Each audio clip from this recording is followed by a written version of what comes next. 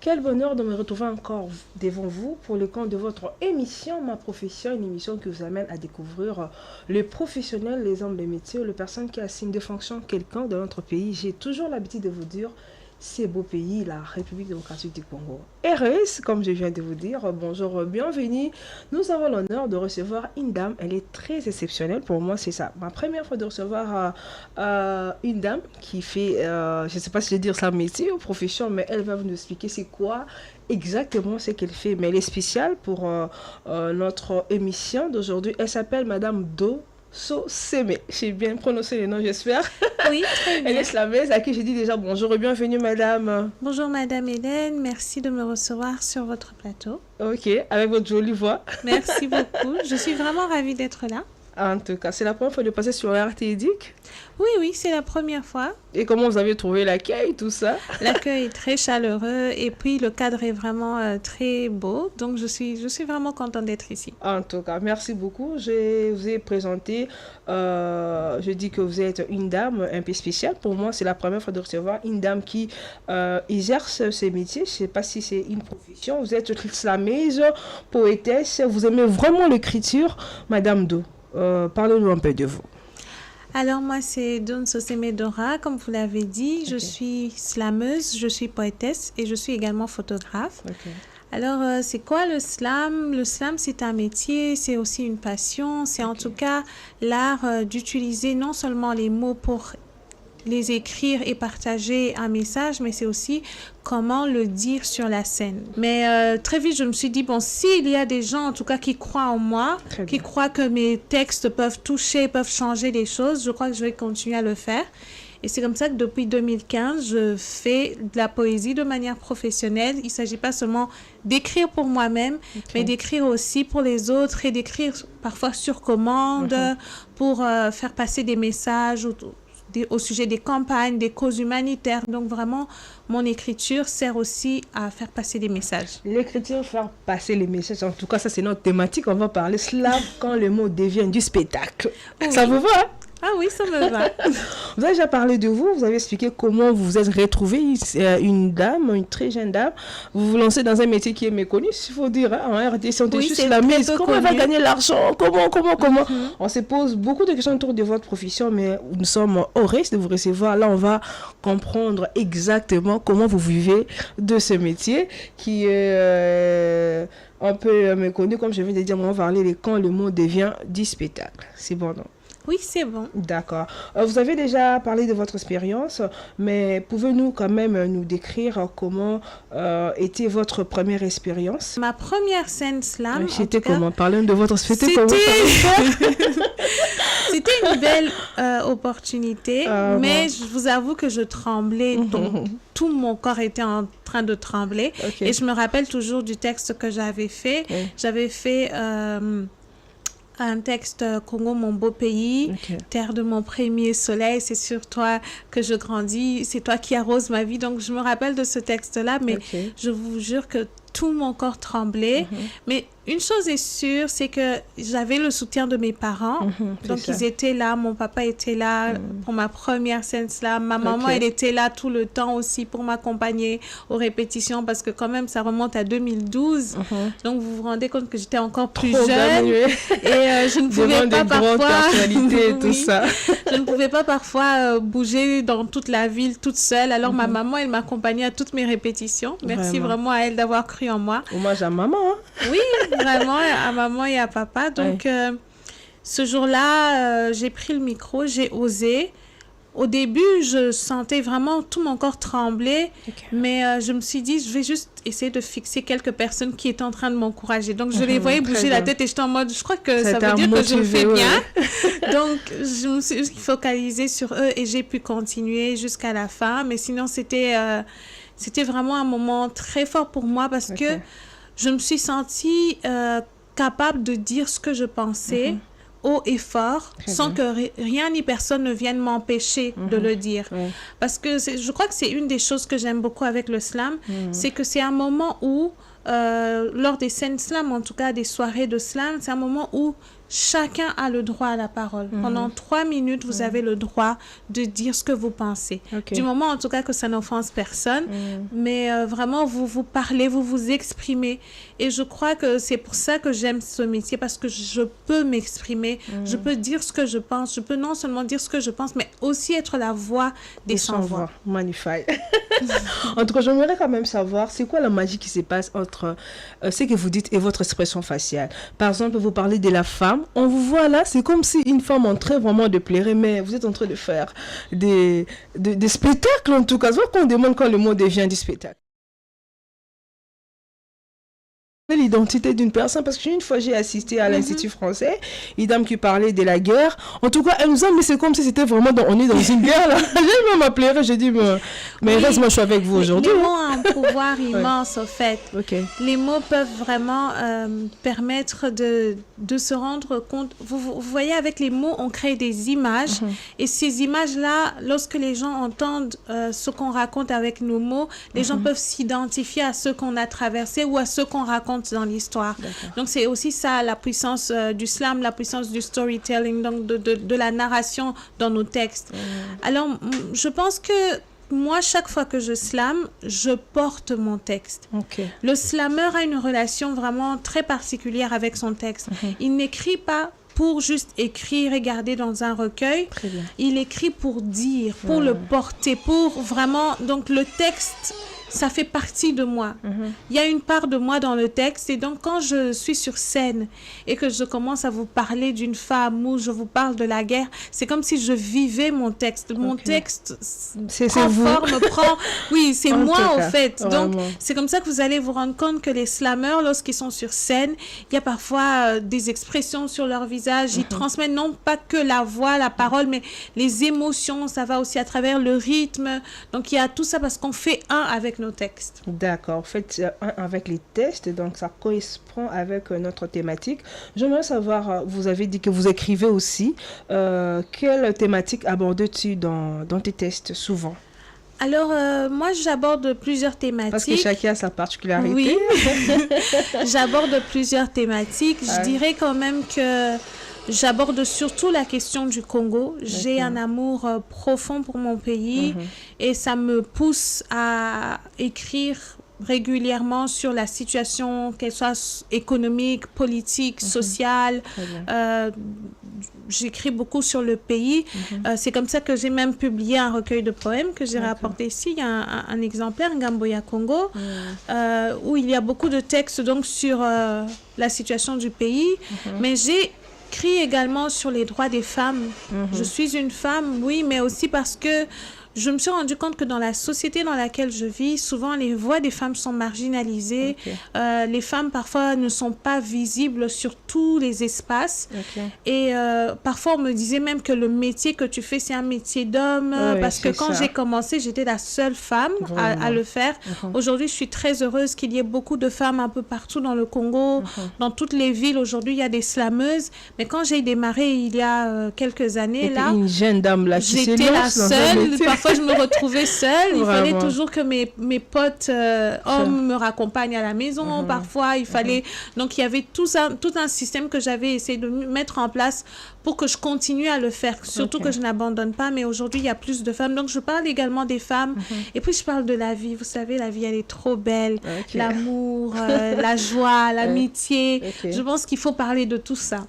D'accord. Vous avez parlé, ce que je voulais demander. Quelle est la place que vous accordez à la femme dans vos slams, parce que j'ai à recevoir des artistes qui disent souvent je suis inspirée par la femme, mais la femme est marginalisée, la femme n'est pas comprise. Et bien vous, étant que jeune dame, comme vous avez dit dans votre métier, comme vous avez commencé, vous étiez la seule, j'imagine, à votre taille, comment vous étiez, et quand vous parlez, quand vous slamez, vous parlez de la femme, ça, comment ça vous fait, comment vous vous sentez vous-même, étant que femme? Je me sens bien, je me sens déjà légitime de parler de la femme, parce que souvent j'entends des gens parler de la femme, mais je me dis, est-ce que vous comprenez vraiment ce que les femmes traversent pour que vous puissiez parler de la femme? Et je sens aussi que c'est un peu comme pour moi un devoir envers mes sœurs que de parler de la femme, parce il ne s'agit pas que de moi en tant que femme, mais il s'agit aussi d'autres femmes qui vivent autour de moi, ma mère, mes sœurs, mes frères, ma mère, mes sœurs, mes filles, au fait. Donc, de parler de toutes ces femmes-là qui, à différents moments de leur vie, rencontrent parfois certaines difficultés. Et je pense que c'est important de mettre leur récit en lumière pour que vraiment il y ait moins de stéréotypes qui continuent à être propagés. Parce que souvent, on va dire que les femmes ne construisent pas. Alors que les femmes construisent. Les limites de la femme, c'est toujours la femme. On propage beaucoup de stéréotypes comme ça. Et vraiment des discours qui limitent la femme. Et moi, à travers mon slam, je voudrais dire que la femme, elle est puissante, elle est forte. Il y a une grande sororité entre les femmes. On s'accompagne, on s'élève entre nous. On est résiliente également. Donc, c'est comme ça que moi, chaque fois qu'il y a l'opportunité, en tout cas, de parler des femmes, je saisis cette opportunité-là. Mon dernier slam même qui est diffusé sur YouTube, en ligne et tout, parle de l'endométriose, une maladie qui touche uniquement les femmes. On peut dire de cette maladie-là la maladie des règles douloureuses, mais c'est vraiment une maladie qui touche une femme sur 10.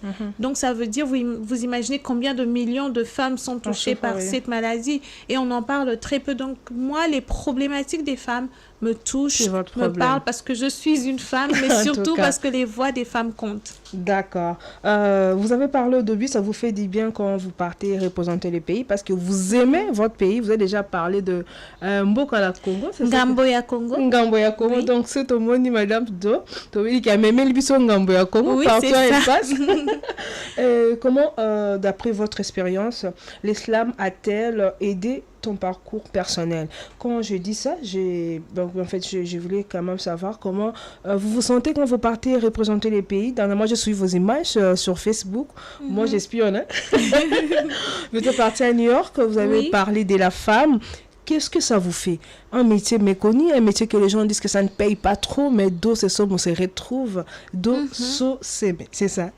Alors, je crois que très souvent, on pense que parce que c'est un métier méconnu, forcément, on ne peut pas vivre de ça, ou parce que c'est un métier méconnu, ça peut-être ne pas ça va nous emmener nulle part, ou ça ne va pas nous épanouir. Mais moi, je m'épanouis énormément à travers le slam. Déjà, quand j'ai commencé, le slam m'a beaucoup aidée parce que ça m'a permis de me rendre compte que j'avais une voix, qu'elle comptait, et de sortir un peu de la timidité, parce que j'étais quelqu'un de très timide et réservée. Donc, je peux être dans un endroit, même si j'ai quelque chose à dire, je ne prenais pas la parole. Mais le slam a libéré ma parole. Mais plus que ça aussi, le slam m'a donné l'opportunité d'entrer, d'accéder à certains lieux que je n'aurais jamais imaginé pouvoir entrer.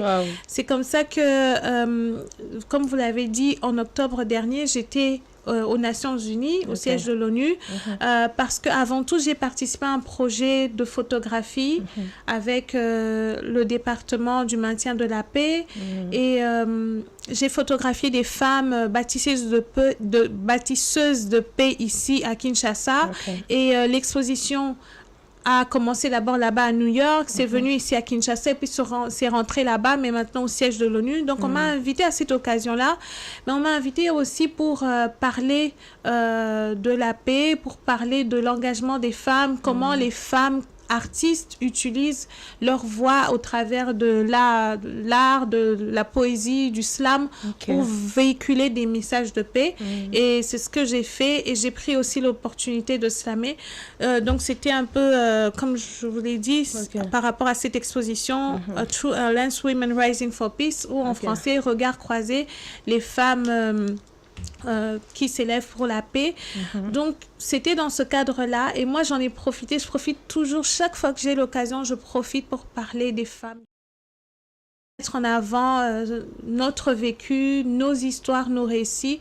Et à cette occasion-là, donc, j'ai fait un slam qui s'intitule You Are Called Woman. C'était en anglais, parce que je slam également en anglais et en français. Donc, tu es appelée femme.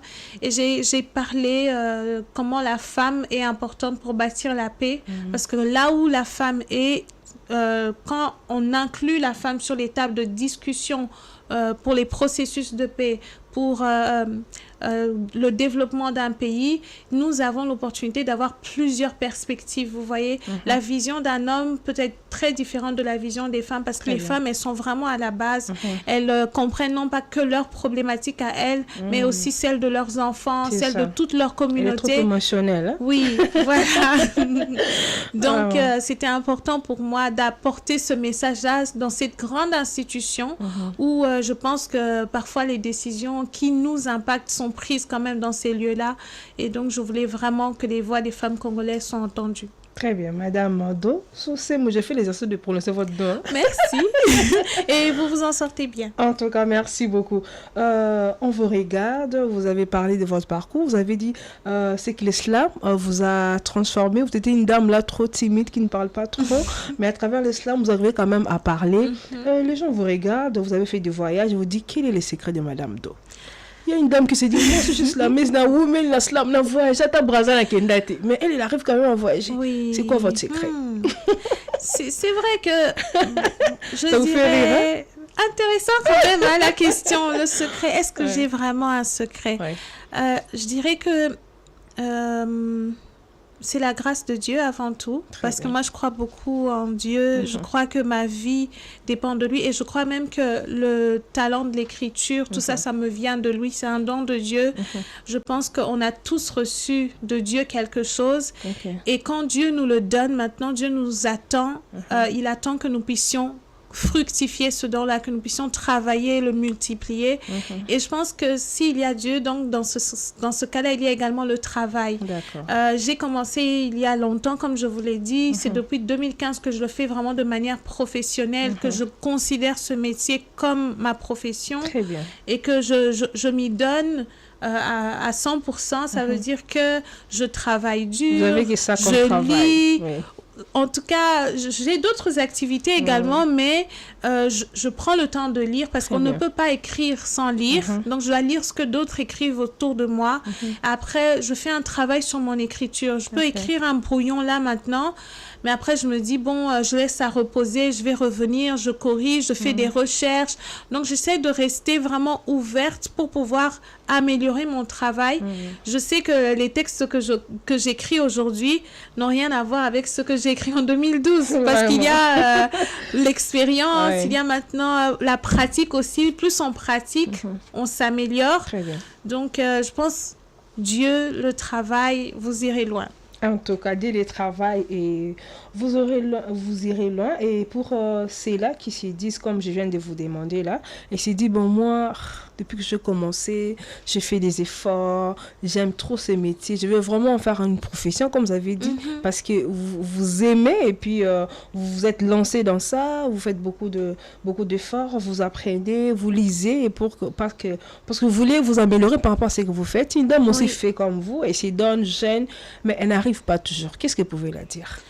Alors, je voudrais vous dire de saisir les opportunités et de ne pas seulement attendre que les opportunités viennent à vous. Créez vos opportunités. Et chaque fois qu'il y a une opportunité de faire une scène slam, même si c'est une activité parfois gratuite, osez le faire, faites en tout cas briller ce que vous faites, ça va ramener plus d'opportunités et n'abandonnez pas, il faut vraiment pas abandonner, il faut pas vous dire que parce que vous avez commencé, ça fait 2 ans, 3 ans, 4 ans, qu'il faut absolument que vous puissiez devenir célèbre et tout, non, ça ne vient pas. Il faut patienter. Oui, il faut être patient, persévérant, et puis il faut travailler vraiment parce que la qualité attire, au fait. Quand c'est bien fait, ça va attirer du monde autour de vous.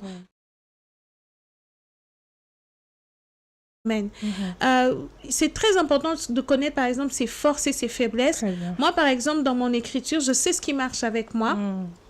Et je connais mes forces. Tellement je connais mes forces que chaque fois où je vois là, c'est une de mes forces, je vais appuyer fort, je vais vraiment jusqu'au bout parce que je sais que si je fais ça, ça va toucher, ça va marcher. Donc vraiment, apprenez à vous connaître et faites briller votre talent. D'accord. Madame Do, vous avez dit, vous connaissez votre point fort, il faut dire. Au début, vous avez dit, vous communiquez dans tout, vous parlez de l'amour quand vous faites vos slams, vous parlez de la femme, de la vie. Que souhaiterez-vous, quand vous slamez, quand vous faites vos performances, qu'est-ce que vous transmettez quand vous faites ça, j'ai dit qu'est-ce que j'ai transmis comme message, qui est-ce que j'ai touché. Par exemple, pour une femme qui a été dessus, quand on vous regarde, elle s'est dit, bon, peut-être j'ai été consolée. Pour une personne qui a perdu son papa, quand elle regarde Madame Do, par exemple sur Facebook, quand vous faites vos lives, elle s'est dit que là, vraiment, sa performance m'a touchée. Alors, je dirais que moi, ce que je veux, c'est vraiment contribuer avant tout à un monde meilleur. D'accord. Et je pense qu'un monde meilleur, ce n'est pas seulement quand il y a la paix, mais c'est aussi quand les personnes, les individus peuvent vivre heureux, épanouis, peuvent être consolés, peuvent être réconfortés. Donc, mon slam, ça touche à tout ça. Donc, chaque fois que quelqu'un entend un de mes textes, quand ça rencontre son besoin, par exemple, si c'est un besoin de consolation ou un besoin de sensibilisation, de révolte, de courage et tout, je me dis, si mon texte peut toucher son besoin, peut répondre à son besoin à ce moment-là, je me dis, là, j'ai réussi, là, j'ai atteint mon objectif. Donc, je voudrais vraiment que tout le monde se retrouve parce que j'écris sur toutes les thématiques, comme ça, tout le monde peut trouver son besoin, au fait, peut trouver sa part dans mon talent et tout. Ok. D'où proviennent vos inspirations? Quand par exemple vous parlez de la femme, une fois, parce que je vous suis souvent sur Facebook, j'ai vu quelque part, vous avez parlé d'une femme, on va parler de silence d'une femme, une femme qui doit briser son silence, comment avancer, comment vivre après une déception, comment être forte après que on vous a plaqué. D'où proviennent vos inspirations? Parce que vous êtes mariée, vous ne connaissez pas les femmes qui sont en déception, comment elles vivent. Mais vous parlez, vous dites quelque chose et ça touche une femme, ça console. Vous savez, ce qui est intéressant avec les artistes, c'est qu'on observe énormément. D'accord. Donc, il y a des sujets que j'aborde, c'est mon vécu parfois ou c'est le vécu de mes proches. Vous voyez, ou même dans la société... Je vais voir, il se passe quelque chose et ça va m'inspirer, ça va me donner des idées. Je me dis, je vais écrire sur telle thématique. Et je commence à écrire. Parfois même, je peux dire à ma soeur, j'aimerais écrire sur telle chose. Et puis, je dis, tu en penses quoi? Et on échange sur ça. Elle me dit, Vous voyez, je dirais que mon inspiration vient vraiment de mes rencontres, mais aussi de mon observation. Je suis en observation, je suis aussi à l'écoute. Je m'écoute beaucoup moi-même, mais j'écoute aussi les autres. Donc, je suis une oreille très attentive. Avez-vous aussi des coachs? Je ne dirais pas coach comme tel, mais je dirais que j'ai des collaborateurs avec qui j'ai beaucoup évolué depuis dès mes débuts. Il y a notamment le slammer Microméga, Bandefou, avec qui j'ai beaucoup travaillé sur mon écriture pour vraiment améliorer certaines choses. Parce que vous savez, écrire, il s'agit aussi de faire des jeux de mots, de faire des jeux avec les expressions, les figures de style et tout ça. Et donc, j'ai participé à beaucoup d'ateliers comme ça, de slam, même avec Yekima, parce que quand j'ai gagné le concours de poésie slam à l'Institut français, c'était organisé en collaboration avec le slammer Yekima. Donc, le président. Oui, le président. Donc, il y a tous ces partenariats-là, ces collaborations qui m'ont fait grandir également. Et aujourd'hui encore, il y en a avec d'autres slammeurs que je rencontre. Vous voyez, nous les slammeurs, on est très ouverts. Très bien, j'ai senti en tout cas. On n'est pas vraiment trop dans le polémique, tout ça. Non, on est plutôt dans le monde... Complémentarité. La collaboration. Donc, ça veut dire quand je vois l'autre faire quelque chose d'intéressant, je suis curieuse. Comment il fait ça? Et puis, je m'approche et je dis, est-ce qu'on peut pas travailler sur un truc ensemble, que j'apprenne et tout. Donc, il y a beaucoup de slammeurs qui ont, d'une manière ou d'une autre, contribué à ce que je devienne cette slameuse que je suis, par leurs conseils, par leurs avis. Parfois, juste, ils vont te dire, mais aujourd'hui, j'ai suivi ton texte, j'ai bien aimé ça. Mais tu ne penses pas que si tu dis les choses comme ça peut être intéressant? Je dis, laisse-moi y réfléchir. Puis je réfléchis, puis je commence à voir, il y a peut-être quelque chose là que je n'avais pas vu au départ. D'accord, envie de continuer, mais vous voyez, il y a les temps qu'il faut respecter. Oui. On m'a déjà fait les signes là-bas, on est presque arrivé à la fin, mais on ne peut pas vous laisser sans que vous nous parlez de vos projets. Étant que slammise, vous-même, vous avez dit qu'au début, on vous disait, est-ce que ces métiers-là payent? Mais quand vous vous êtes lancé, vous vous sentez à l'aise. Oui, quel est vos projets d'avenir étant que slammise congolaise? Et puis, est-ce que vous voyez les slams évoluer en République du Congo pour ceux-là qui se donnent aussi? Qu'est-ce que vous pouvez leur dire à travers cette émission? Alors, mes projets avant tout, j'envisage bientôt de sortir un EP. Okay. On va faire quelques textes ensemble qu'on va sortir en EP. Okay. Et puis après, il viendra bien sûr un album. Et donc, dans tous les cas, il faudra faire la tournée de ces sons-là. Donc, faire beaucoup de spectacles, de slam, de poésie pour parler de ça. Mais très récemment, déjà, le 18 décembre, nous aurons une soirée slam, scène ouverte. En tout cas, tous ceux qui sont intéressés peuvent venir. Ce sera ouvert à tous dans un centre culturel, le centre culturel André Blois, au niveau de Kitambo Magasin. Nous y serons le 18 décembre. Et entre-temps, pour ce qui concerne le vivre du slam, vous savez... Surtout en RDC. Surtout en RDC. Je dirais que ce n'est pas facile. Mais il y a beaucoup d'opportunités qu'il faut saisir. Par exemple, moi, j'utilise également le slam pour communiquer les valeurs des organisations. Je travaille en partenariat avec certaines organisations, que ce soit des droits de l'homme ou même des privés. Par exemple, s'ils ont une conférence et tout, donc ils peuvent s'approcher de nous pour qu'on travaille un texte qui va toucher à leur public. Et je pense que ça, c'est une opportunité pour les slammeurs aussi de voir dans quelle mesure ils peuvent parfois proposer des textes comme ça. Et puis, il y a des ateliers slam, parce que le slam, ça aide aussi pour vraiment cultiver auprès des élèves l'envie de lire, l'envie d'écrire. Donc, c'est des opportunités comme ça, animer des ateliers de slam dans des écoles, ce sont des choses que nous faisons. Et tout ça, ça aide. Et puis après, avoir des recueils publiés, organiser des concerts, ça aide quand même à s'en sortir et à vivre de ce métier. D'accord, nous sommes arrivés à la fin. Je vais demander à M. Kam de laisser même 2 minutes parce qu'on va conclure avec Madame Do. Elle ne peut pas passer, elle est sur la chaîne de l'éducation qu'il faut parler. On a quand même réussi une slameuse, on doit quand même savourer le slam en éducation. Je ne sais pas si j'ai bien prononcé. C'est quoi? Oui, alors j'ai un slam pour vous sur le thème de l'éducation. Et ce slam s'intitule « Éduquez-nous ». Alors je vais le lire. Éduquez-nous pour nous apprendre notre histoire, qu'à jamais nous devons faire valoir. Éduquez-nous pour nous apprendre nos devoirs et faire de nous des hommes de droit. Éduquez-nous pour nous nourrir d'espoir qui porteront nos rêves vers la gloire. Éduquez-nous pour nous libérer des chaînes de l'ignorance qui nous ont emprisonnés dans la culture de l'inconscience. Éduquez-nous pour nous délivrer de cette cage de médisance qui nous maintient dans une infâme complaisance. Éduquez-nous pour nous sortir de cette affreuse démence qui porte sur les nôtres une mort de connivence. Éduquez-nous pour nous inculquer ces allégeances qui régissent à cette nation notre appartenance. Éduquez-nous pour que nous assurions la grandeur de la terre de toutes nos ardeurs. Éduquez-nous. Merci beaucoup. C'est un plaisir de vous recevoir, Madame Do. En tout cas, cette émission est là pour parler des professionnels. J'ai vraiment aimé votre expérience. Merci. En tout cas, j'espère que les slameuses, les jeunes qui vous regardent aussi, ils sont motivés par votre histoire. Ils ne vont pas baisser les bras. Ils vont continuer. Félicitations et courage à vous, Madame. Revenez quand vous voulez, en tout cas. Merci beaucoup. Il y a beaucoup. une thématique d'éducation ici. Il faut revenir. Merci à tous les téléspectateurs. Nous avons parlé avec Madame Do sur cette thématique slam. Quand les mots deviennent du spectacle, vous avez aimé, il suffit de laisser le message au numéro qui est au bas de vos écrans.